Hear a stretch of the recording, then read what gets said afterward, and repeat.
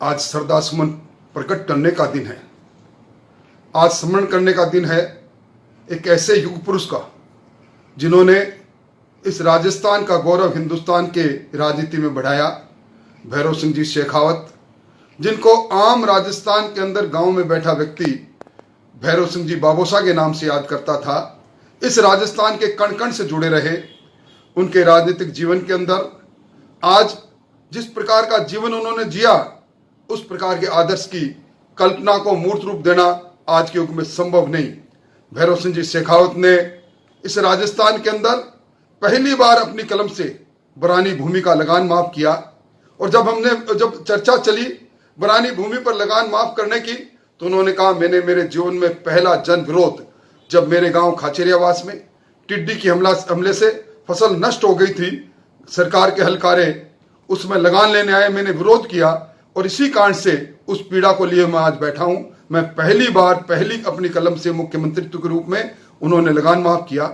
अंत्योदय के जनक के रूप में इस समाज में पीछे एक पंक्ति में खड़े व्यक्ति का हाथ पकड़कर मुख्य धारा में लाने के लिए जो उन्होंने योजना बनाई और उनके गरीब कल्याण योजनाओं के लिए विश्व बैंक के अध्यक्ष को यह कहना पड़ा, हिंदुस्तान के रॉकफेलर के रूप में भैरव सिंह जी शेखावत है।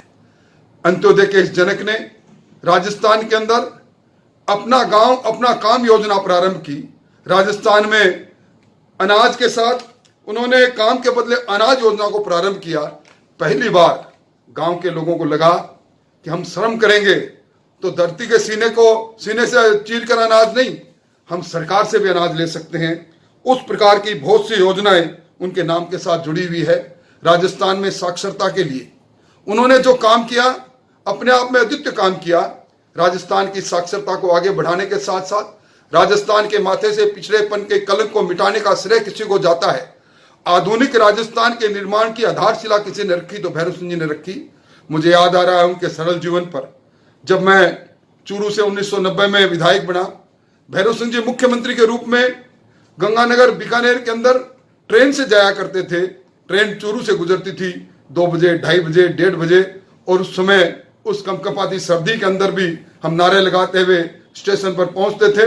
अपने उस कूपे से बाहर निकलकर सरलता से, सजगता से सबसे मिलना, यह उनका व्यक्तित्व था। सुबह घड़ी की सुई 6 बजाती नहीं थी, भैरव सिंह जी के आवास पर चहल पहल प्रारंभ हो जाती थी। कोई भी व्यक्ति राजस्थान का जब चाहे उनसे मिल सकता था। ऐसे सरल थे भैरव सिंह जी शेखावत।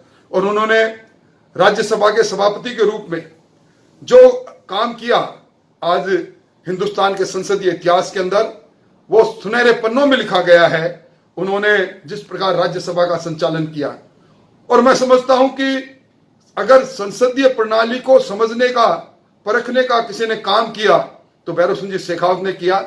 और उन्होंने अपने संसदीय जीवन में जो कुछ ज्ञान से प्राप्त किया, अनुभव से प्राप्त किया, हमेशा बांटते चले गए। हमारे जैसे कई लोगों को गढ़ते चले गए। ऐसे शिल्पीकार को मैं हृदय से सुमन प्रकट करता हूं श्रद्धांजलि के। और हम उनके जीवन जैसा अपना जीवन बना तो नहीं सकते, पर आज भी एक प्रेरणा स्रोत के रूप में भैरव सिंह जी का जीवन हमारे सामने, हमारी आंखों के सामने है। युगों युगों तक वो इसी प्रकार राजस्थान के कण कण में लोगों द्वारा याद किए जाते रहेंगे। जन जन में लोग उनको याद करेंगे। मेरी सदा सुमन हृदय से उनको ढेरों सारी श्रद्धांजलि।